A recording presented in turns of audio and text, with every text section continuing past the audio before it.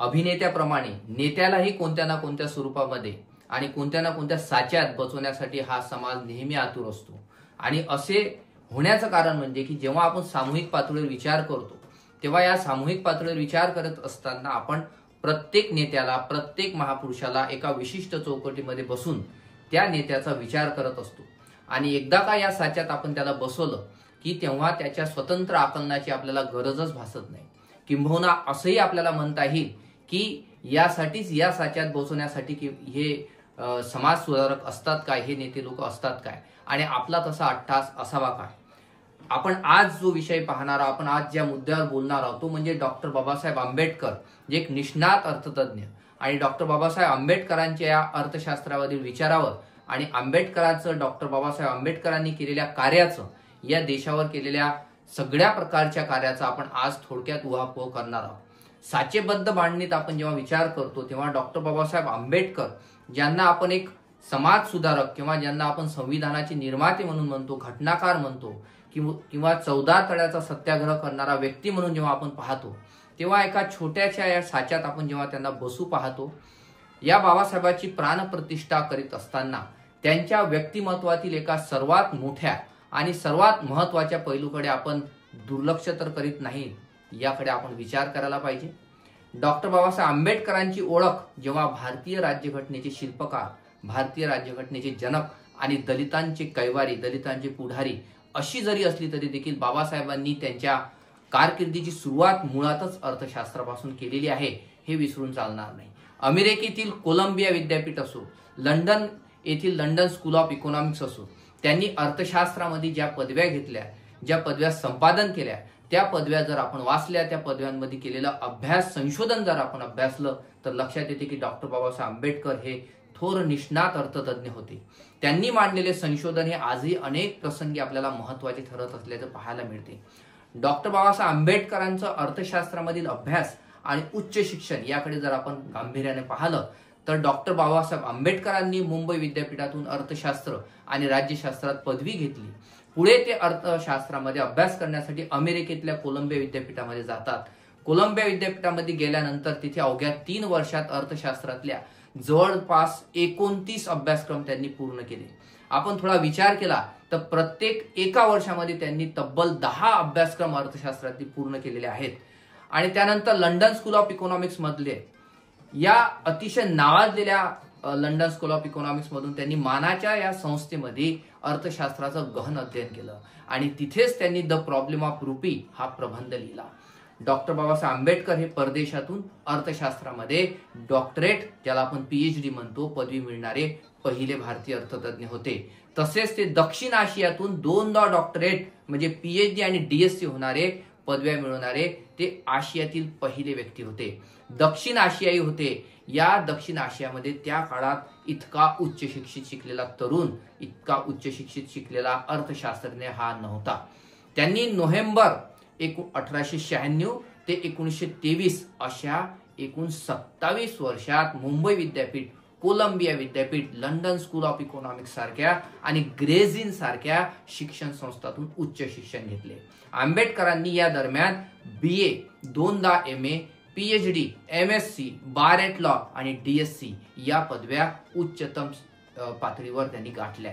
या पदव्या मिळवल्यामध्ये त्यांनी जेवढेही कार्य केलं त्या कार्याचा देशाला अभिमान वाटावा असं ते कार्य आहे।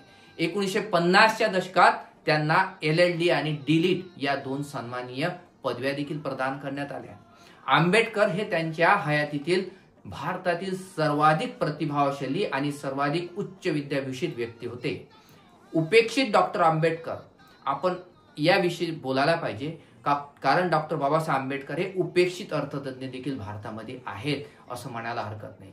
कारण डॉक्टर बाबासाहेब आंबेडकरांच्या समाज सुधारक आणि संविधानात केलेल्या कार्याचा, या भूमिकेचा त्यांच्या अर्थशास्त्रीय विचाराकडे अनेकदा दुर्लक्ष झालेलं आपल्याला आढळतं। त्यांच्या दूरदृष्टीपूर्ण अर्थविचारांची आणि आधुनिक भारताच्या चलनविषयक नीतीला एका महत्वाच्या वळणावर नेण्याचं त्यांचं कार्य हे आपण अधोरेखित करायला पाहिजे। आजही जे सरकार आहे, हे जे रिझर्व्ह बँक आहे, यांच्यातला मतभेद पाहता आंबेडकरांनी केलेल्या चलनविषयक चर्चा किती मार्मिक होत्या हे लक्षात येतं। डॉक्टर आंबेडकरांनी आपल्या तल्लख बुद्धिमत्तेद्वारे चलन, कर प्रणाली, शेती, स्वदेशी, परदेशी माल यासारख्या अनेक मुद्द्यांवर भाष्य केलेलं आढळतं. त्यांनी भारतीय अर्थविचारांना दिलेली ही एक मोठी देणगी म्हणावी लागेल. त्यांच्या अर्थतज्ञ भूमिकेतही दखल घेणं तितकंच महत्वाचं आहे.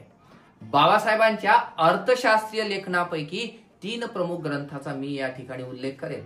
त्यामध्ये administration and finance of the east India company, जो 1915 ला MA साठी डिझर्टेशन लिहिला होता आणि त्यांचं अवघं वय किती होतं? ते वय होतं अवघं 24 वर्ष.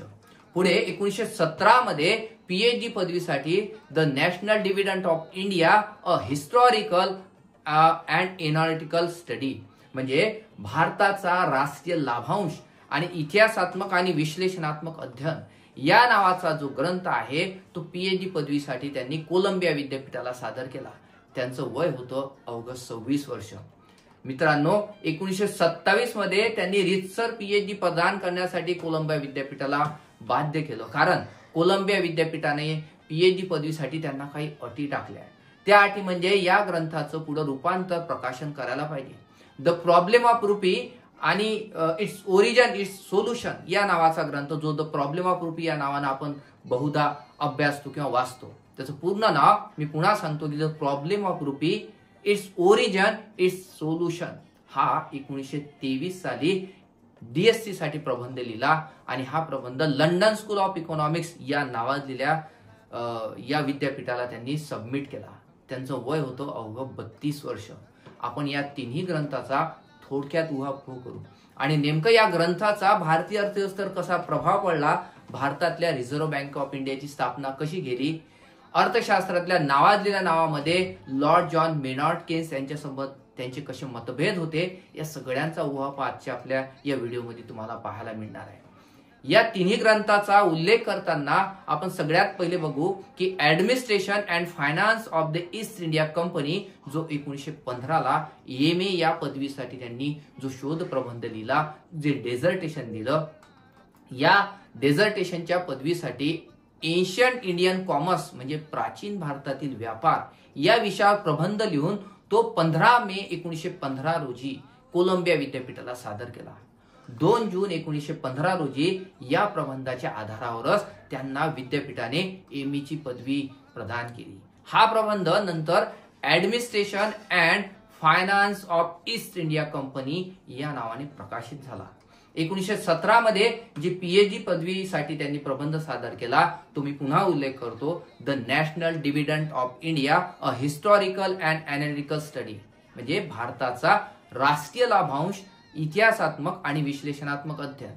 या PhD पदवीसाठी the national dividend of India, a historical and analytical study हा जो प्रबंध होता यावर जे त्यांनी लिहिणं सुरू केलं आणि 1917 मध्ये विद्यापीठाने त्यांचा हा प्रबंध स्वीकारून त्यांना PhD पदवी देण्याचं मान्य केलं. मात्र काही अटी ठेवल्या आणि त्यासोबत या अटीमध्ये त्यांना सांगितलं की ज्यावेळेस हा प्रबंध छापून त्याच्या काही प्रति विद्यापीठामध्ये सादर केल्या जातील तेव्हाच आंबेडकरांना PhD पदवी रीतसर बहाल केली जाईल. मात्र प्रबंध स्वीकारल्यामुळे 1917 मध्येच विद्यापीठांना आंबेडकरांना PhD ही पदवी द्यावी लागली आणि तेव्हापासून डॉक्टर बाबासाहेब आंबेडकरांच्या नावासमोर डॉक्टर हा शब्द आपल्याला वाचायला मिळतो, पाहायला मिळतो. आंबेडकरांनी आपल्या PhD प्रबंधामध्ये ब्रिटिश साम्राज्यशाहीचे, भारत सरकारचे हजारो मैल दूर असलेल्या ब्रिटिश संसदेमधील सेक्रेटरी ऑफ स्टेट, ज्याला भारत मंत्री म्हटलं जायचं, यांच्या मार्फत कसा कारभार करत होते आणि या कारभारामधून इंग्लंड कसं भारतातलं सगळ्याच्या सगळं संपत्ती लुटून नेत होती, एक प्रकारे याचा अभ्यास डॉक्टर आंबेडकर करत होते. आणि त्यामुळेच ही सरकारी उधळपट्टी जी चाललेली होती आणि बेजबाबदारपणे जो भारतीय जनतेमध्ये कसा पिळून काढत होता हा ब्रिटिश सरकार, यावर प्रकाश त्यांनी टाकला. तसेच अंदाज प्रथम कधी आले, प्रांतिक अर्थव्यवस्था केव्हापासून सुरू झाली, अर्थव्यवस्थेचा विस्तार कसा झाला, अर्थव्यवस्थेचा विस्तार होत असताना या सगळ्या बाबीचा उहापोह त्यांच्या PhDच्या प्रबंधामध्ये आपल्याला वाचायला मिळतो.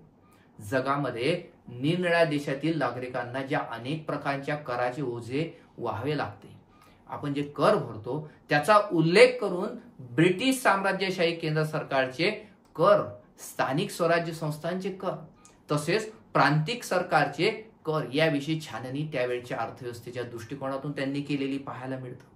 त्यानंतर तब्बल 8 वर्षांनी म्हणजे इसवी सन 1925 मध्ये आंबेडकरांचा पीएचडीचा प्रबंध ब्रिटिश भारतातील प्रांतीय अर्थव्यवस्थेची उत्क्रांती या नावाने लंडनच्या PS अँड कंपनीने ग्रंथ रूपाने ते प्रकाशित केलं, जे आज आपल्याला ऑनलाईन देखील आपण पाहिलं तर तो ग्रंथ आपल्याला पाहायला मिळतो, वाचायला मिळतो.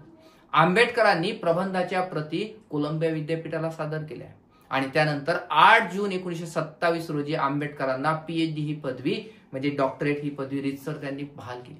हा सगळा प्रवेश त्यांच्या पीएचडी पदवीचा होता आणि या आंबेडकरांच्या पीएचडी पदवीसाठीचं जे मार्गदर्शन लाभलं ते डॉक्टर बाबासाहेब आंबेडकरांना मिळालं. या ग्रंथाची प्रस्तावनाच त्यांनी सेलिगमन यांच्याकडून लिहून घेतली. कोलंबिया विद्यापीठातील वास्तव्यानंतर अनेक वर्ष सेलिगमन यांच्याशी आंबेडकरांची घनिष्ठ संबंध होते आणि हे जे संबंध होते या संबंध त्यांनी जोपासले देखील. एक विद्यार्थी आणि एक शिक्षक याच्यातला हा महत्वाचा दुवा त्यांचा अभ्यास होता. डॉक्टर आंबेडकरांनी आपला हा ग्रंथ महाराज सयाजीराव गायकवाड यांना कृतज्ञतापूर्वक अर्पण केला. असा हा अर्थशास्त्रज्ञ व्यक्ती होता, असा हा महान व्यक्ती होता. The problem of rupee, its origin and its solution 1923 साली DSc पदवीसाठी हा प्रबंध लंडन स्कूल ऑफ इकॉनॉमिक्सला डॉक्टर बाबासाहेब आंबेडकर सबमिट करतात आणि आंबेडकरांना अमेरिकेच्या कोलंबिया विद्यापीठातील आपला अभ्यासक्रम संपल्यावर पुढील शिक्षण लंडनमध्ये घेण्याचं त्यांनी ठरवलं. इसवी सन 1916च्या जून महिन्यामध्ये ते लिव्हरपूल बंदरात उतरले आणि पुढचा त्यांचा प्रवास रेल्वेने सुरू झाला आणि पुढे ते लंडनला गेले. लंडनला पोहोचल्यानंतर कोलंबिया विद्यापीठाचे प्राध्यापक सिगर, बघा महत्वाचं आहे, कोलंबिया विद्यापीठाचे जे प्राध्यापक होतं नावाजलेलं नाव आहे, या सिगर यांनी लंडन विद्यापीठाचे अर्थशास्त्राचे प्राध्यापक एडविन केनन यांना आंबेडकरांसाठी परिचय पत्र दिले, ज्याला आपण आज शिफारस म्हणतो. ही शिफारस नव्हती तर डॉक्टर बाबासाहेब आंबेडकरांचं जे कार्य आहे त्या कार्याला भारावून तिथले प्राध्यापक होते आणि त्यामुळेच त्यांनी लंडन स्कूल ऑफ इकॉनॉमिक्स मध्ये अभ्यास करण्यासाठी एडवर्ड कॅनन यांच्या मार्गदर्शनामध्ये यांनी काम करावं. या ताकदीचा हा व्यक्ती आहे, या ताकदीचा हा विद्यार्थी आहे अशी शिफारस या सिगर यांनी केली. आणि अर्थशास्त्रातील प्रगती एखाद्या अर्थशास्त्राच्या प्राध्यापकापेक्षाही मोठी आहे अशी त्यांची उंची होती, अशी त्या परिचय पत्रात सिगर लिहितात. तसेच प्राध्यापक सेलिगमन यांनी देखील अर्थशास्त्रज्ञ सिडने वेब यांच्या नावाचे परिचय पत्र आंबेडकरांजवळ दिले. म्हणजे हा प्रवास लंडन स्कूल ऑफ इकॉनॉमिक्स मध्ये प्रवेश करताना या 2 परिचय पत्रामुळे एक जागतिक कीर्तीचे अर्थशास्त्रज्ञ हे दोघं होते आणि त्या दोघांचं परिचय पत्र शिफारस पत्र डॉक्टर बाबासाहेब आंबेडकरांकडे होतं, जेणेकरून लंडन स्कूल ऑफ इकॉनॉमिक्सचा मान उंचावला असं म्हणता येईल की या विद्यार्थ्याला प्रवेश मिळाला आणि या ग्रंथाचा अभ्यास, विविध ग्रंथांचा अभ्यास बाबासाहेबांनी करता यावा म्हणून लंडन येथील विविध ग्रंथालयात प्रवेश मिळवून द्यावा असे त्या शिफारस पत्रात त्यांनी मिळवून सांगितले. त्यानुसार वेब यांनी लंडनमधील इंडिया हाऊसच्या ग्रंथालयात आंबेडकरांना अभ्यास करता येईल अशी सोय उपलब्ध करून दिली, त्यांना ग्रंथालय उपलब्ध करून दिले. अर्थशास्त्रामध्ये पदव्या घेण्याच्या हेतूने इसवी सन 1916च्या ऑक्टोबर महिन्यात आंबेडकरांनी London school of economics and political science मध्ये प्रवेश घेतला, ज्याला आपण LSE म्हणून ओळखतो आज. कोलंबिया विद्यापीठात MA आणि PhD या पदव्यासाठी आंबेडकरांनी अर्थशास्त्राचा अभ्यास तर केला होताच, त्यामुळे BSc ची प्रवेश परीक्षा न देता थेट MSc साठी प्रवेश हा लंडन स्कूल ऑफ मध्ये मिळावा अशी कॅनन यांच्या शिफारसीमध्ये विनंती लंडन विद्यापीठाने मान्य केली. म्हणजे आपल्याला माहित असेल की पोस्ट ग्रॅज्युएशन ज्याला आपण MA इन इकॉनॉमिक्स म्हणतो त्या ठिकाणी लंडन स्कूल ऑफ इकॉनॉमिक्स मध्ये तसं नव्हतं. आधी ग्रॅज्युएशन करावा लागत होतं आणि त्याच्यानंतर पोस्ट ग्रॅज्युएशन नंतर पुढचा अभ्यास करावा लागत होता. त्यामुळे तिथं BSc आणि MSc अशा प्रकारच्या पदव्या त्यांना आवश्यक होत्या. परंतु याआधीच BA आणि MA आणि कोलंबिया विद्यापीठामधलं उच्च शिक्षण त्यांनी घेतल्यामुळं त्यांना डायरेक्ट MSc साठी प्रवेश मिळाला. आणि हा सगळा जो प्रवास होता हा खडतर प्रवास होता, हा शैक्षणिक प्रवास होता. आणि या प्रवासामधून प्रामुख्यानं समांतर बॅरिस्टर पदवी जी आहे ती देखील डॉक्टर बाबासाहेब आंबेडकरांनी प्राप्त केली.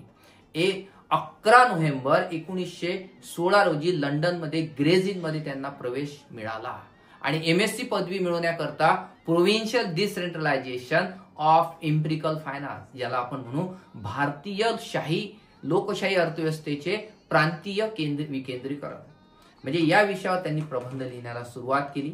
आणि त्यांना 1 वर्ष शिष्यवृत्तीची कालमर्यादा असल्यामुळं त्यांना हा अभ्यास अर्धवट सोडावा लागला आणि पुन्हा त्यांना भारतामध्ये परत जावं लागलं. लंडन सोडण्यापूर्वी आंबेडकरांनी पुढील 4 वर्षाच्या कालमर्यादेमध्ये म्हणजेच ऑक्टोबर 1917 ते सप्टेंबर 1921 पर्यंत कोणत्याही वेळी लंडन येऊन आपला अभ्यास पूर्ण करावा अशा प्रकारचं ताकीद किंवा अशा प्रकारचं लेटर लंडन विद्यापीठाकडून त्यांना तशा प्रकारची परवानगी देखील त्यांना मिळाली. डॉक्टर बाबासाहेब आंबेडकर यांनी व्यापाऱ्यांना आणि व्यापारी संस्थांना सल्ले देण्यासाठी एक स्टॉक्स अँड शेअर्स ॲडवायझर नावाची कंपनी देखील मित्रांनो सुरू केली होती. हे फार कमी लोकांना माहित आहे. मात्र ही कंपनी महार व्यक्तींची आहे असे समजल्यावर लोकांचे सल्ले घेण्यास येणे बंद झाले, कारण जातीवाद हा भारतामध्ये तीव्र होता आणि आंबेडकरांनी आपली कंपनी बंद करावी लागली. आंबेडकरांनी कास्ट इन इंडिया व small holdings in India and their remedies हे आपले 2 ग्रंथ देखील या काळातच प्रकाशित केले, प्रसिद्ध केले. आंबेडकरांच्या अर्थशास्त्रावरील व्याख्यानांनी त्यांचे विद्यार्थी प्रभावित होत असत. ते विद्यार्थी प्रिय प्राध्यापक म्हणून बनले. 30 सप्टेंबर 1920 रोजी आंबेडकरांनी London school of economics and political मधून पुन्हा प्रवेश घेतला. राहिलेलं शिक्षण त्यांना पूर्ण करायचं होतं. ते पत्र त्यांना लंडन स्कूल ऑफ इकॉनॉमिक्सचं जे परवानगी पत्र होतं ते त्यांच्याकडे होतं. ते सकाळी 6 वाजता ग्रंथालयात जात आणि ग्रंथालयात सर्वप्रथम त्यांचा प्रवेश होत असे. दिवसभर पुरेल इतके साहित्य घेऊन ते एकाच बैठकीमध्ये अखंड तासोनतास अभ्यास करत असत. दुपारच्या वेळी फक्त खाण्यासाठी बाहेर उठत असत. जागेवरून तेव्हाच उठत असत आणि थोडा वेळ आपल्या जागेवरून उठून पुन्हा ते अभ्यासासाठी बसत असत. ग्रंथालय सायंकाळी बंद होत असे आणि त्यावेळेस हा अभ्यासक त्या ठिकाणी अभ्यास करत असे. सर्वात शेवटी बाहेर जाणारा हा विद्यार्थी होता. राहण्यासाठी ठिकाणासाठी देखील जेवणानंतर मध्यरात्रीपर्यंत अभ्यासाची त्यांची सवय होती. त्यासाठी त्यांनी खाणे आराम करणे यापेक्षा महत्वाचं म्हणजे अभ्यासासाठी त्यांनी वेळ दिला. पुरेशी आजच्या सारखी झोप घेणे, मनोरंजनासाठी मोबाईल पाहणे, टीव्ही पाहणे, वेळ देणे, पुन्हा वेळ मिळाला तर अभ्यास करणे अशी त्यांची दिनचर्या नव्हती. हे सर्व त्यांच्या दृष्टीने महत्वाचं नव्हतं. त्यांच्यासाठी मुख्य एकच ध्येय होतं, ते म्हणजे कमी वेळेत अधिकाधिक अभ्यास करणे. वर्षभरात आंबेडकरांनी त्यांचा शोध प्रबंध provincial decentralisation of imperial finance in British India हा जो ग्रंथ आहे हा ग्रंथ पूर्ण केला आणि जून 1921 मध्ये MSc पदवीसाठी त्यांनी पुन्हा लंडन विद्यापीठामध्ये सादर केला. विद्यापीठाने प्रबंध स्वीकारून 20 जून 1921 रोजी त्यांना अर्थशास्त्रातील नावाजलेली MSc ही पदवी प्रदान केली. 28 जून 1922 रोजी ग्रेझिन संस्थेने त्यांना बॅरिस्टर ॲट लॉ, जे मानाची आणि महत्वाची मोठी पदवी वकील क्षेत्रातली आहे, कायद्यातली आहे, बार ॲट लॉ म्हणून आपण त्यांना ओळखतो, ती पदवी त्यांना 1922 रोजी ही कायद्याची उच्चतम पदवी प्रदान केली. आणि त्यानंतर द प्रॉब्लेम ऑफ रुपी या ग्रंथाचा सुरुवात होतो की त्यानंतर ही जो प्रॉब्लेम ऑफ रुपी ज्याला आपण रुपयाचा प्रश्न म्हणतो, हा रुपयाचा प्रश्न डॉक्टर बाबासाहेब आंबेडकरांनी अतिशय अलगद आणि अभ्यासपूर्ण हाताळला. हा जो प्रबंध आहे हा प्रबंध तयार करून त्यांना डॉक्टर ऑफ सायन्स ज्याला DSc म्हणतो, हीच DSc दुसरी नावाजलेली डॉक्टरेट आहे, ज्यासाठी हा लंडन स्कूल ऑफ इकॉनॉमिक्स मध्ये जो प्रबंध लिहिला तो द प्रॉब्लेम ऑफ रुपी हा प्रबंध होता. पुन्हा मी याच्याकडे जाईल की नेमकं या प्रबंधामध्ये काय आहे आणि केन्स आणि डॉक्टर बाबासाहेब आंबेडकरांचा काय संबंध आहे, अर्थशास्त्रामध्ये त्याचा काय रिलेव्हन्स आहे आणि आज जे RBI दिसते ते RBIच्या स्थापनेमध्ये डॉक्टर बाबासाहेब आंबेडकरांचा काय रोल आहे, काय भूमिका आहे. अर्थशास्त्रामध्ये अजून अभ्यास करावा असं आंबेडकरांना त्यावेळेस वाटत होतं. त्यानंतर अर्थशास्त्रातील संशोधनात्मक लेखन करून जर्मनीच्या बॉन विद्यापीठाची ही डॉक्टरेट पदवी मिळवावी असा विचार ते करू लागले आणि जर्मनीला ते गेले आणि बॉन विद्यापीठामध्ये प्रवेश घेतला. ते जर्मन भाषा देखील ज्ञात होती त्यांना, जर्मन भाषा देखील त्यांनी शिकली होती. तेथे त्यांनी 3 महिने राहून आपल्या प्रबंध लेखनाची तयारी सुरू केली. त्याच वेळी शिक्षक एडविन केनर यांनी DSc पदवी संदर्भात लंडनला येण्यासंबंधात त्यांना पत्र पाठवले आणि पत्र पाठवल्यामुळे पुन्हा डॉक्टर बाबासाहेब आंबेडकरांना जर्मनीहून परत यावं लागलं लंडनला. प्रबंधात डॉक्टर आंबेडकरांनी भारतातील ब्रिटिश साम्राज्याच्या धोरणावरून कळावून टीका केली आणि या टीकेमुळे त्यांना मार्च 1923 मध्ये परीक्षकांनी स्वतःच्या प्रबंधाचं त्यांच्या धोरणानुसार पुनर्लेखन करण्यास सांगितले की हे मुद्दे आम्हाला मान्य नाही, याच्यावर सगळं तुम्ही लिहत आहात, हे सगळं डिस्प्यूट आहे, हे सगळं पटणारं नाही, अनेक लोकांचा रोष ओढवू शकतो. या कारणामुळे त्यांना हा प्रबंध पुनर्लेखन करण्याची सूचना दिली. यासाठी त्यांना 3 ते 4 महिन्याचा कालावधी लागणार होता आणि या दरम्यान त्यांच्याजवळ पैसेच नव्हते. पैसे संपले चालत होते आणि यावेळेस त्यांना मिळालेली स्कॉलरशिप देखील संपली होती. म्हणून त्यांना भारतात परत जाऊन प्रबंध पूर्ण करण्याचं त्यांनी ठरवलं. म्हणजे त्यांनी जे बॉन विद्यापीठामध्ये जो अभ्यासक्रम त्यांना करायचा होता तो त्यांना अपूर्ण सोडावा लागला आणि तो प्रबंध त्यांनी अपूर्ण सोडला. आंबेडकर लंडनवरून बोटीने भारताकडे निघाले आणि 3 एप्रिल 1923 रोजी ते मुंबईला पोहोचले. यावर अनेक गाणे देखील निघाले. तुम्ही गाणे देखील ऐकू शकता की बाबासाहेबांचा प्रवास कसा झाला. ऑगस्ट 1923 मध्ये आंबेडकरांनी आपले निष्कर्ष न बदलता लिखाणाची पद्धतच बदलून प्रबंध पुन्हा लंडन विद्यापीठाला एकदा पाठवला. विद्यापीठाने तो प्रबंध मान्य केला आणि नोव्हेंबर 1923 मध्ये त्यांना लंडन स्कूल ऑफ इकॉनॉमिक्स मधून प्रॉब्लेम ऑफ रुपी या ग्रंथामध्ये DSc ही ची पदवी ही प्रदान झाली आणि लंडनच्या PS अँड कंपनीने ती प्रकाशन संस्थेने ती प्रकाशित केली आणि 1923च्या डिसेंबरमध्ये ग्रंथरूपाने हे पुस्तक प्रकाशित झालं. हा ग्रंथ प्रकाशित झाला. या ग्रंथाला त्यांचे मार्गदर्शक अर्थशास्त्रज्ञ डॉक्टर केनन यांनी प्रस्तावना लिहिली होती. परंतु हा प्रबंध आंबेडकरांनी आपल्या आईवडिलांस अर्पण केला. या प्रबंधाला कॅनन यांचा विरोध देखील होता. मित्रांनो, पुन्हा मी पुढे जाईलच सांगेलच. हा जो प्रबंध आहे हा त्यांनी आपल्या आईवडिलाला अर्पण केला. या संशोधनामुळं तसेच ग्रंथलेखनामुळं अर्थशास्त्र, राज्यशास्त्र या ज्ञानशाखातील तज्ज्ञ व्यक्ती आणि तसेच निष्णात कायदे पंडित म्हणून आंबेडकरांचे नाव ओळखले जाऊ लागले. जगातील एक मोठा नाव म्हणून भारतामध्ये नव्हे तर जगातील एक मोठं व्यक्तिमत्व देखील म्हणून डॉक्टर बाबासाहेब आंबेडकर पुढे येऊ लागले. इंग्लंडमध्ये शिकत असताना ज्या अभ्यासक्रमाला 8 वर्ष लागतात तो आंबेडकरांनी 2 वर्ष 3 महिन्यामध्ये यशस्वीपणे पूर्ण केला. यासाठी त्यांना दररोज 24 तासापैकी 21 तास अभ्यास करावा लागला. हे काही खोटं नाही आहे. आपण वाचू शकतो, त्यांची जीवनी वाचा. त्यांच्यासोबत जे अनेक प्रसंग घडले त्या प्रसंगावर अनेक पुस्तके, ग्रंथ प्रकाशित झाले. म्हणजे 8 वर्ष ज्या अभ्यासक्रमाला लागतात तो अभ्यासक्रम त्यांनी 2 वर्ष 3 महिन्यात पूर्ण केला आणि तो तेव्हाच करू शकले की त्यांनी 24 तासातले 21 तास अभ्यासासाठी वाहून घेतले. बाबासाहेब आंबेडकर यांची भारतीय राज्यघटनेची शिल्पकार, दलितोद्धारक अशी जगजाहीर ओळख आहे. पण आपण त्यांना उच्च दर्जाचे अर्थशास्त्र म्हणून आपण फार कमी लोक जाणता आणि एक उच्चतम दर्जाचे ते अर्थवेत्ते होते. त्यांचा द प्रॉब्लेम ऑफ रुपी असो, त्यांचा द प्रॉब्लेम ऑफ रुपी मधल्या त्यांनी केलेला अभ्यास असो, हे सगळं अभ्यास अर्थविचाराचं सर्वात महत्वाचं उदाहरण आहे. डॉक्टर बाबासाहेब आंबेडकरांचं लंडन मधलं जे कार्य आहे या ग्रंथरूपानं, ह्या ग्रंथरूपानं केलेलं कार्य, या पुस्तकामुळं भारतीय अर्थव्यवस्था, भारतातील ब्रिटिश अर्थव्यवस्थेला एक नवीन दिशा मिळाली आणि पुढे याच विचारामधून रिझर्व्ह बँक ऑफ इंडियाची स्थापना होण्यासाठी देखील मदत झाली. आता आपण येऊया की या RBIची स्थापना बाबासाहेब आंबेडकरांच्या विचारातून कशी झाली. कायदेतज्ञ, संविधानाचे शिल्पकार, हे जे आपण महामानव असे शब्द बाबासाहेबांना म्हणतो, यामध्ये अर्थज्ञ कुठेतरी दडलेला आहे. अर्थतज्ञ म्हणून हा अर्थशास्त्र त्यांचा आवडीचा विषय आहे. धर्म असो, मानवशास्त्र असो, समाजशास्त्र असो, राज्यशास्त्र असो, अनेक विविध विषयांमध्ये त्यांचा व्यासंग होता. पण अर्थशास्त्र हा त्यांच्या विशेष आवडीचा विषय होता आणि त्यांच्या लिखाणातून हे आपल्याला वारंवार दिसून येतं. डॉक्टर बाबासाहेब आंबेडकर यांची भारतीय राज्यघटनेचे शिल्पकार म्हणून आपण जेव्हा ओळख करून देतो, भारतातील दलितांचे कैवारी म्हणून जेव्हा आपण म्हणतो, त्याचबरोबर त्यांचे एक उच्चतम अर्थशास्त्र म्हणून देखील आपण त्याची ओळख करून द्यायला पाहिजे. आणि आंबेडकरांनी अर्थशास्त्रात अनेक वर्ष काम केलं. ते काम अनेकांना त्यांच्या मोठ्या कार्यापेक्षाही कमी माहीत आहे मित्रांनो. तथापि त्यांच्या अर्थविचारांनी भारताच्या अर्थव्यवस्थेला एक मोठा आधार दिला आणि अर्थव्यवस्थेला हा जो आधार आहे, आधार वैचारिक होता. विशेषतः RBIची जेव्हा स्थापना झाली, या स्थापनेमध्ये जे विचारमंथन झालं ते विचारमंथन आंबेडकरांचं होतं. भारतीय चलनाशी संबंधित जेवढेही प्रश्न होते त्या प्रश्नाचं उत्तर त्यांच्या ग्रंथात, त्यांच्या अभ्यासामध्ये आपल्याला वाचायला मिळतं.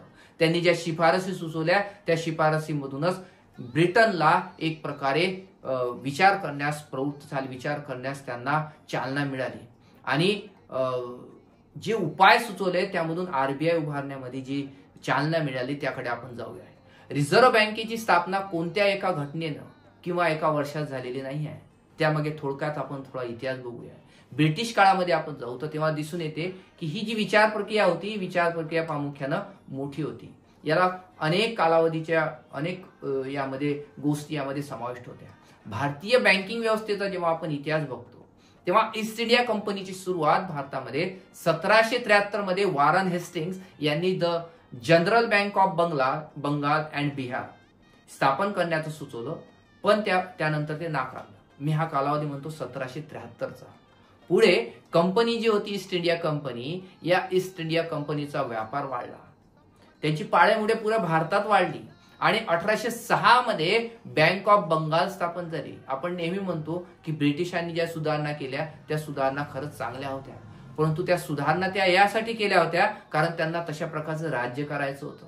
राज्य करण्यासाठी त्या सुधारणा करणं आवश्यक होत्या आणि 1806 मध्ये बँक ऑफ बंगाल स्थापन झाली. प्रेसिडेन्सी बँक म्हणून आपण ज्याला म्हणतो, मराठ्यांच्या नंतर मराठ्यांचं जे साम्राज्य होतं ती साम्राज्य गेल्यानंतर ब्रिटिश सत्ता देशभर पसरायला लागली होती आणि 1840 मध्ये बँक ऑफ बॉम्बे, 1843 मध्ये बँक ऑफ मद्रास या निघाल्या. या तिन्ही बँकांना प्रेसिडेन्सी बँक म्हटलं जायचं आणि या तिन्ही ज्या बँका होत्या या बँका वेगळ्या प्रांतांमध्ये होत्या. म्हणजे बंगालमध्ये होती, बॉम्बेमध्ये ज्याला आपण म्हणतो, आणि नंतर मद्रासमध्ये. आधी त्याला मुंबईला बॉम्बे म्हटले जायचं. या सगळ्या व्यवहार सांभाळत होत्या. ब्रिटिश सरकारचा थेट कारभार प्रामुख्यानं 1857 मध्ये हा जो आहे हा 1857 पासून हा आपल्याला पाहायला मिळतो आणि राणीचं सरकार ज्याला आपण म्हणतो, ही राणीचं सरकार राजवट सुरू झाली. 1861 मध्ये पेपर करन्सी ऍक्ट आला आणि ब्रिटिश सरकारनं चलनाचे सर्व अधिकार स्वतःकडे घेतले. म्हणजे आता ब्रिटिश सरकार पूर्ण आपली पाळेमुळे भारतात रुजू करू पाहत होती. केंद्रीय बँकेची सुरुवात कशी झाली, ज्याला आपण आज रिझर्व्ह बँक ऑफ इंडिया म्हणतो, त्या रिझर्व्ह बँकेच्या स्थापनेमध्ये डॉक्टर बाबासाहेब आंबेडकरांची भूमिका होती. भारताचं चलन तेव्हा चांदीवर आधारित होतं. सोने आणि चांदीची चलनाची नाणी त्यावेळेस होती, पण 1892 मध्ये चांदीची किंमत दिवसेंदिवस घसरत होती आणि त्यामुळे रुपयाच्या किमतीमध्ये चढ उतार झाले. यातून सुटका मिळवण्यासाठी बँक ऑफ इंग्लंडच्या धर्तीवर भारतामध्ये एक केंद्रीय बँक असावी अशी चर्चा सुरू झाली. प्राध्यापक जॉन मेनॉर्ड केन्स यांची एंट्री या ठिकाणी होते. 1913 मध्ये प्रसिद्ध असे अर्थतज्ञ लॉर्ड जॉन मेनॉर्ड केन्स असं त्यांचं पूर्ण नाव आहे, यांची एंट्री होते आणि 1913 मध्ये चेंबरलिन कमिशन मध्ये ते सामील झाले. यालाच रॉयल कमिशन देखील म्हटले जाते. Royal commission on Indian finance and currency म्हणायचे. हा जो आहे या कमिशनचा अहवाल 1914 मध्ये प्रसिद्ध झाला आणि हा अहवाल काय सांगित होता की तिन्ही प्रेसिडेन्सी ज्या बँक होत्या त्या बँक एकत्रित कराव्या. म्हणजे बॉम्बे, मद्रास आणि कलकत्ता जे आहे या सगळ्या बँका एकत्र कराव्या आणि त्यावर एक कोणती तरी केंद्रीय बँक असावी आणि त्याचं नियंत्रण असावं अशी चर्चा सुरू झाली. त्यानंतर इम्पिरियल बँकेची स्थापना झाली. पहिलं महायुद्ध 1914 ते 18 पर्यंत होतं. त्याच्यानंतर पहिल्या महायुद्धानंतर म्हणजे 1921 ला चेंबरलिन कमिशनच्या शिफारसी या होत्या की ज्यामध्ये त्या चेंबरलिन कमिशनने सुचवलं की आता इम्पिरियल बँकेची स्थापना करावी आणि ते सगळ्या बँका विलिनीकरण झाल्या. मात्र या इम्पिरिकल बँकेला चलन जारी करण्याचा अधिकार मिळाला नव्हता. 1955 मध्ये हीच इम्पिरिकल बँक जी आहे, ज्याला आपण स्टेट बँक ऑफ इंडिया आज म्हणून ओळखतो, तीच इम्पिरिकल बँक आहे मित्रांनो, ज्याला 1955 मध्ये प्रामुख्याने स्टेट बँक ऑफ इंडिया म्हणून असं नामाभिधान झालं. रुपयाची जी किंमत आहे, या रुपयाची किंमत कशी घसरत होती, रुपयाचं समस्या काय होतं, याविषयी द प्रॉब्लेम ऑफ रुपी मध्ये आपल्याला वाचायला मिळतं. 1917च्या युद्ध काळात सरकारनं सोनं विकवणं थांबवलं आणि त्यानंतर चांदीचे भाव पुन्हा वाढले आणि त्यामुळे रुपया आणखी कमकुवत झाला. रुपयाचं मूल्य स्थिर करण्याची मागणी होऊ लागली, पण लगेच काही ठोस पावलं उचलली गेली नाही. आणि त्यानंतर 1925चं हिल्टन यंग कमिशन आलं. हे हिल्टन यंग कमिशन येण्यामागे डॉक्टर बाबासाहेब आंबेडकरांचं प्रॉब्लेम ऑफ रुपी होतं. याकडे मी पुन्हा जाईल की जेव्हा केन्स आणि आंबेडकरांचा वाद होतो आणि त्या वादानंतर हिल्टन यंग कमिशनची स्थापना कशी होते. 1925 मध्ये हे हिल्टन एंड कमिशन इंग्लंडने किंवा लंडनने आपल्या भारतामध्ये पाठवलं आणि 1925 नंतर 1926 मध्ये 1 वर्ष अभ्यास केला आणि 1926 मध्ये या कमिशननं आपल्या शिफारसी सादर केल्या। यामध्ये अनेक अर्थतज्ञ होते, अनेक विचारवंत होते आणि त्यावेळेसच बाबासाहेब आंबेडकरांच्या द प्रॉब्लेम ऑफ रुपी या ग्रंथाचा महत्वाचा वाटा आरबीआयच्या स्थापनेमध्ये पुढे आपल्याला पाहायला मिळतो, त्यांचा प्रभाव त्यांचा पाहायला मिळतो। आरबीआयची स्थापना डॉक्टर बाबासाहेब आंबेडकर आणि लॉर्ड जॉन मेनार्ड केन्स यांचा काय संबंध आहे याकडे मी आज येईल। डॉक्टर बाबासाहेब आंबेडकर आणि लॉर्ड जॉन मेनार्ड केन्स एक महत्वाचा दुवा आहे, भारतातल्या नव्हे तर जगातल्या सगळ्या अर्थतज्ञाला विचार करण्यासाठी हे सगळं कार्य, हे सगळा जो अनुभव आहे आपल्या वाचायला मिळतो। राजकीय आणि सामाजिक विचारांना प्राधान्य देण्याच्या तयारीमध्ये किंवा नादामध्ये डॉक्टर बाबासाहेबांच्या या पुस्तकाकडे, या ग्रंथाकडे आपण दुर्लक्ष तर करत नाही ना। बाबासाहेब शिक्षणाने अर्थवैद्य होते, अर्थतज्ञ होते। मुंबई विद्यापीठातून पदवी झाल्यानंतर लंडन स्कूल ऑफ इकॉनॉमिक्स आणि कोलंबिया विद्यापीठामध्ये त्यांनी जे शिक्षण घेतलं त्या शिक्षणाचा उपयोग देशाला झाला आणि कोलंबिया विद्यापीठात बाबासाहेबांनी जेमतेम 3 वर्ष अभ्यास केला। परंतु या काळात त्यांनी अर्थशास्त्रातील जे 29 अभ्यासक्रम पूर्ण केले, जे मी आधी सांगितले, त्या 29 अभ्यासक्रम 3 वर्षात पूर्ण करणार हा एकमेव व्यक्ती होता, एकमेव अभ्यासक होता आणि त्यामुळे आपल्याला दिसून येईल की अर्थशास्त्रातील त्यांची गती किती होती, त्यांचा वाटा किती होता, त्यांचं कॉन्ट्रीब्युशन किती होतं। मुंबईतील 3 वर्ष प्राध्यापकी केल्यानंतर ते लंडन स्कूल ऑफ इकॉनॉमिक्स मध्ये अर्थशास्त्राशी संबंधित अत्यंत महत्वाच्या संस्थेमध्ये हे बाबासाहेब गेले आणि तिथं लिहिलेला हा जो प्रॉब्लेम ऑफ रुपी आहे, हा प्रॉब्लेम ऑफ रुपी आज 93-94 वर्ष झाले त्यानंतर देखील हा एवढा प्रासंगिक वाटतो, एवढा महत्वाचा वाटतो, कारण बाबासाहेबांच्या द्रष्ट्या बुद्धिमत्तेचं दर्शन या ग्रंथामध्ये आपल्याला वाचायला मिळते। राजकीय आणि सामाजिक विचारांना प्राधान्य देण्याच्या नादात बाबासाहेबांच्या या पुस्तकाकडे आपण दुर्लक्ष करायला नाही पाहिजे। हे पुस्तक पहिल्यांदा 1923 मध्ये प्रकाशित झाले, तेव्हा बाबासाहेब फक्त 32 वर्षाचे होते। त्याही आधी या विषयावर प्रबंध लिहिला गेला होता। तो लिहिताना त्यांनी त्यावेळी 2 हात कोणाशी केले तर ते केले लॉर्ड जॉन मेनार्ड केन्स यांच्याशी। लंडन स्कूल ऑफ इकॉनॉमिक्स मध्ये सादर केलेला बाबासाहेबांचा हा प्रबंध नंतर the problem of rupee, its origin and its solution या नावामध्ये प्रकाशित झाला। हे पुस्तक पहिल्यांदा 1923 साली प्रकाशित झाले होते।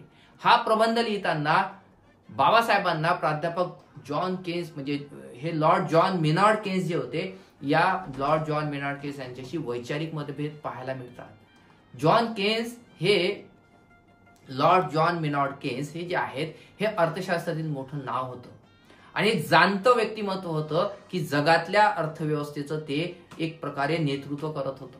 20व्या शतकातील प्रसिद्ध ब्रिटिश अर्थशास्त्रज्ञ म्हणून त्यांची ओळख होती। चलन आणि त्या संबंधित विषयावर त्यावेळी प्राध्यापक केन्स ही जागतिक पातळीवर अंतिम अधिकारी होती आणि ज्या अधिकाऱ्याचा, ज्या अर्थशास्त्राचा महत्वाचा विचार सगळ्या जगाला पुढे जाऊन नेणारा होता।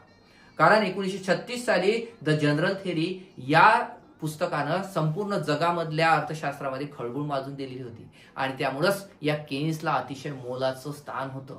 या विषयातील त्यांचा शब्द अतिशय प्रमाण मानला जात होता आणि त्यांचा असा अर्थशास्त्रामध्ये दबदबा होता, त्यामुळे त्यांच्या कार्याची दखल घेतल्याशिवाय संशोधन पूर्णच होऊ शकत नव्हते अशी स्थिती होती। असे असले तरी खरा संशोधक तोच की जो आपल्या सिद्धांताच्या पूर्ततेसाठी कोणतेही आव्हान पेलू शकेल। तेच बाबासाहेबांनी पेललं आणि लॉर्ड जॉन मेनार्ड केन्स यांच्या मताला आव्हान दिले।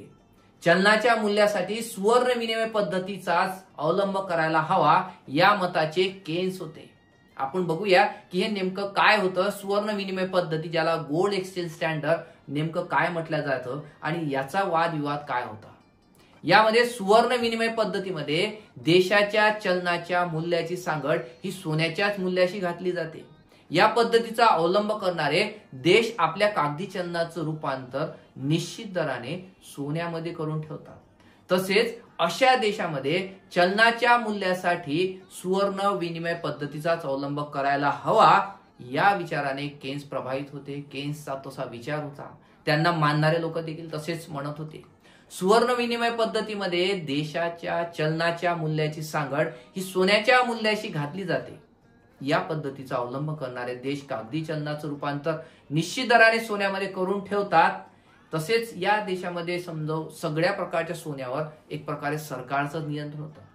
परंतु सुवर्ण प्रमाण पद्धतीमध्ये गोल्ड एक्सचेंज स्टँडर्ड आणि गोल्ड स्टँडर्ड जे दोन प्रकारच्या पद्धती होत्या, या सुवर्ण प्रमाण पद्धतीमध्ये प्रत्यक्ष चलनामध्येच काही प्रमाणामध्ये सोने वापरले जात असे.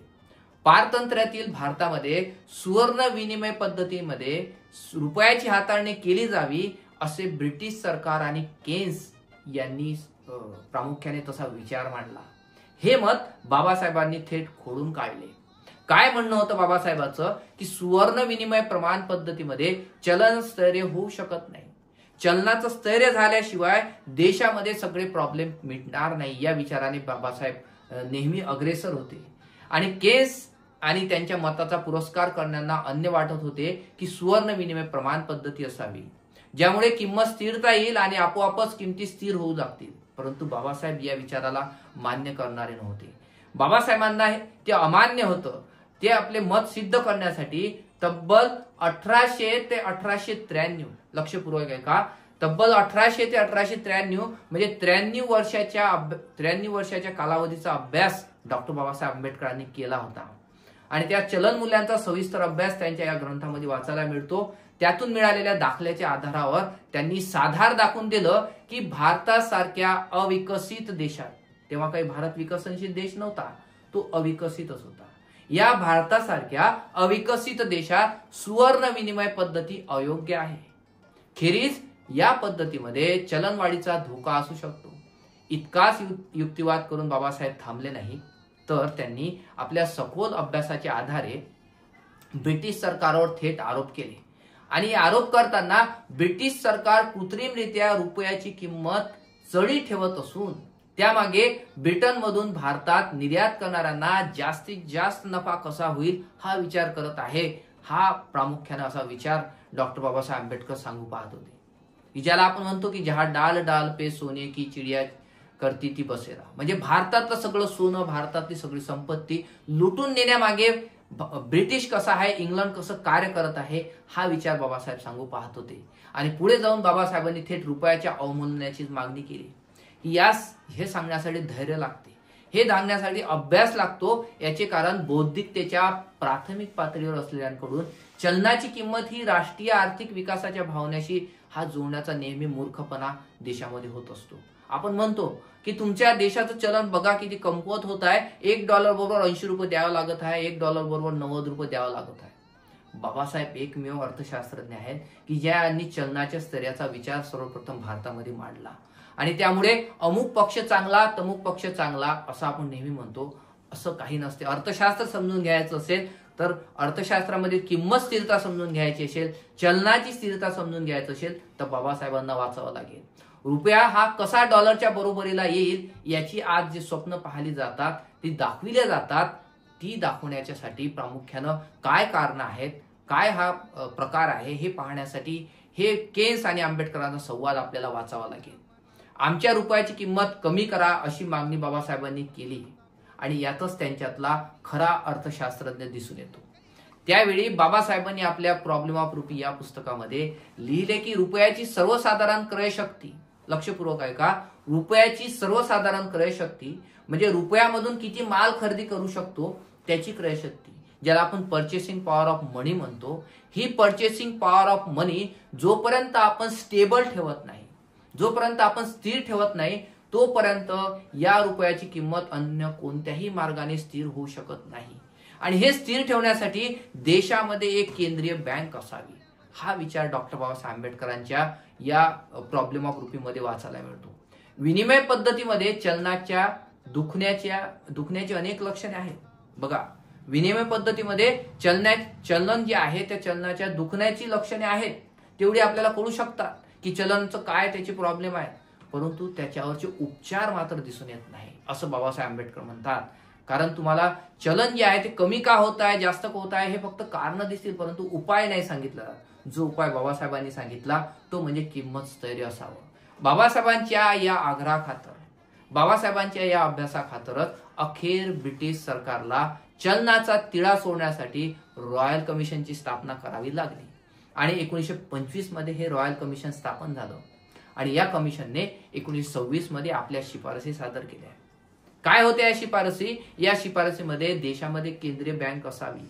या कमिशन समोर बाबासाहेबांनी केलेल्या ज्या सूचना होत्या त्या मुळातच वाचण्यासारख्या आहेत, अभ्यासण्यासारख्या आहेत. त्यांचे म्हणणे होते की आपल्याला दोनच गोष्टी विचारात घ्याव्या लागतील. एक म्हणजे आपल्याला विनिमयाचा दर आपण निश्चित कसा करावा का हा प्रश्न आपण अभ्यासाला घ्यायला पाहिजे आणि केला तर तो अन्यांच्या तुलनेत त्याचे गुणोत्तर काय असावे, ज्याला आपण फॉरेन एक्सचेंज म्हणतो, त्याचं गुणोत्तर, त्याचं दर, विनिमय दर कसा असावा.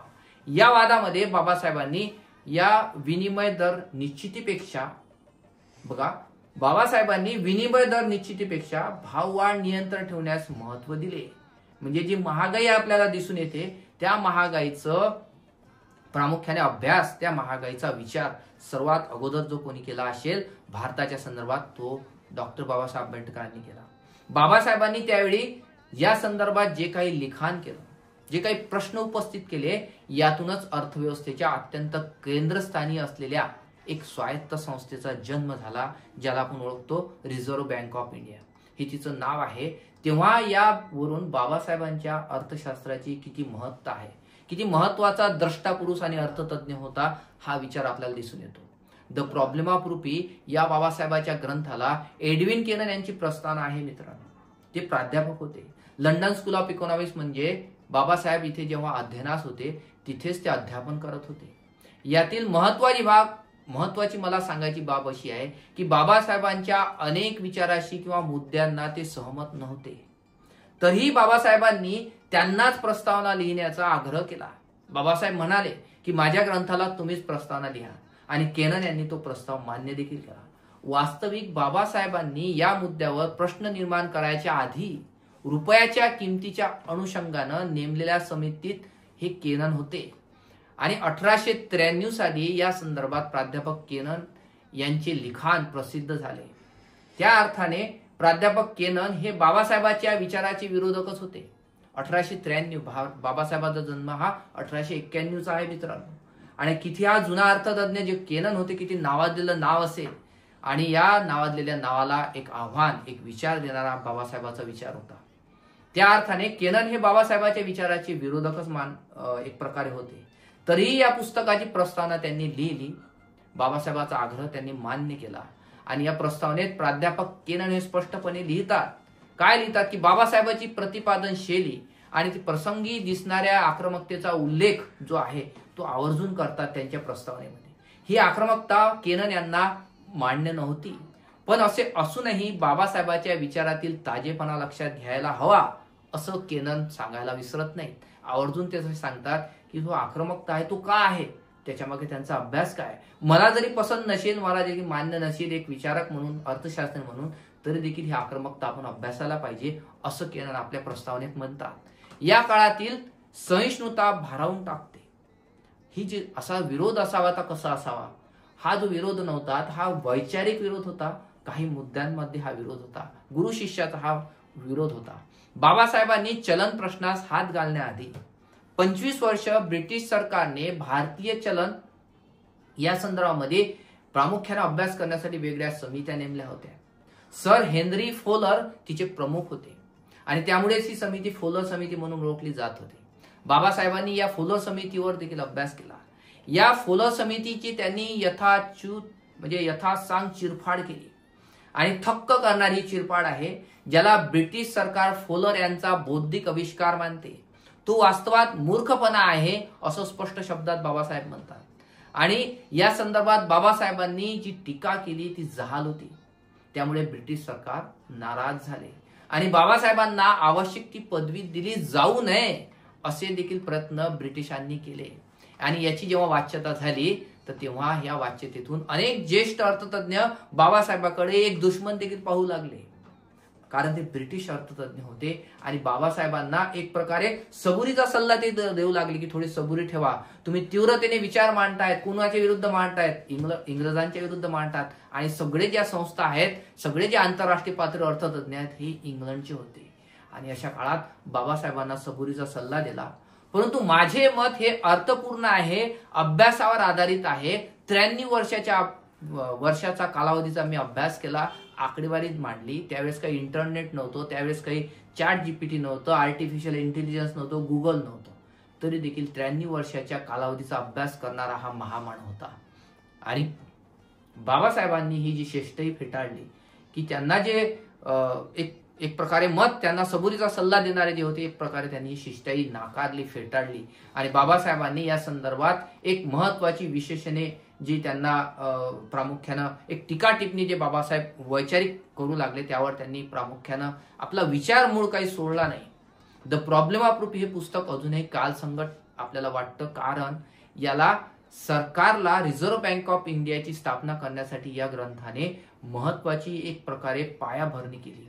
या संघर्षाचा इतिहास बाबासाहेबांसारख्या देशातल्या पहिल्या आर्थिक साक्षरच नव्हे तर पंडित ज्याला म्हणू, पांडित्य म्हणू, या राजकारणाकडून समजून घेणे हे एक प्रकारे विलोभनीय आहे. मित्रांनो, बाबासाहेबांना समजून घेण्यासाठी तेवढ्या प्रकारचं वैचारिक आकलन लागतं. ते वैचारिक आकलन असल्याशिवाय बाबासाहेब समजून येणार नाहीत.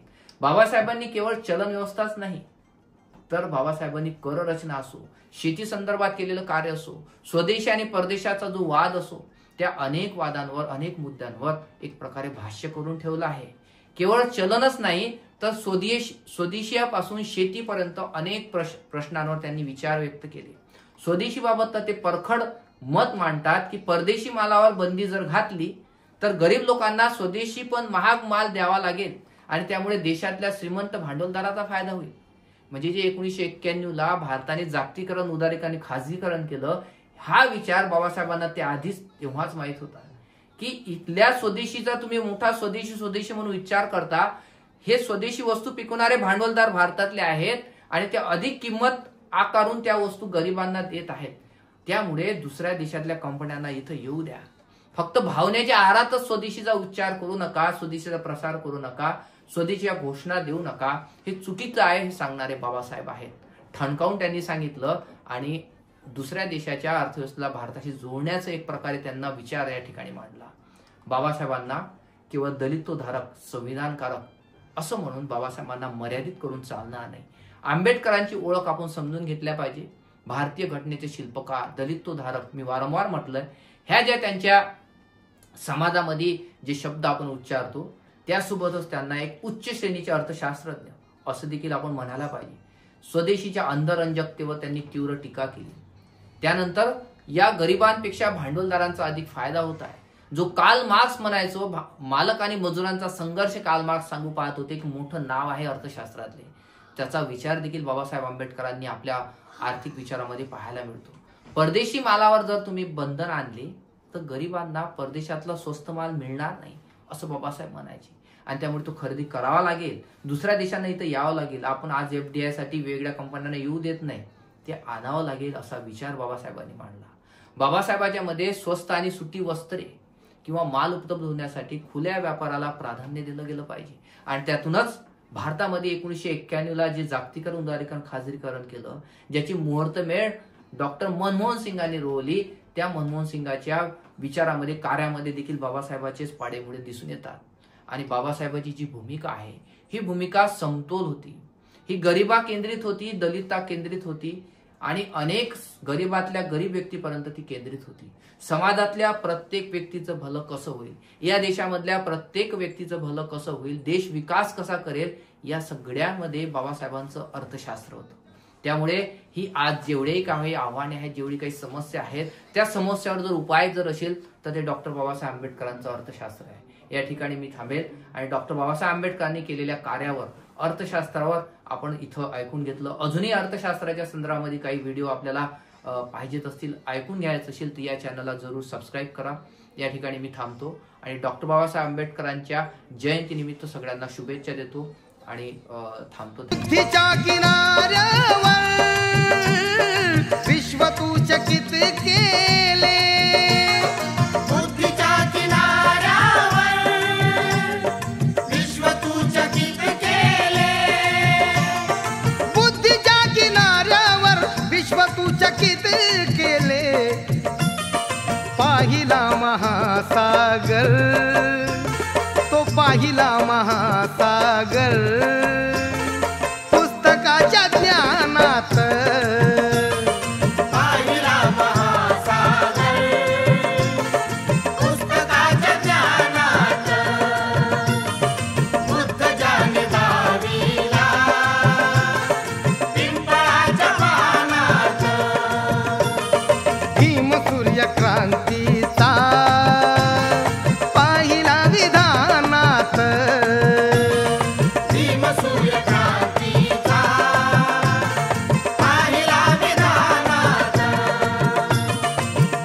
ज्याने दाविला